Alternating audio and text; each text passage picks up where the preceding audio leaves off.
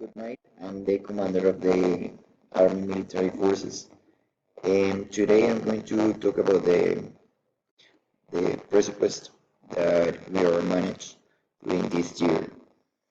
The COVID is has been a big role, and it prefers not only are we an answer to the health system, and we have to answer also in multiple ways. We have to build hospitals and do other things that help us in order to give a good response in this hard situation. Due to this, the government of Colombia assigned us 261 billion of dollars in order to respond the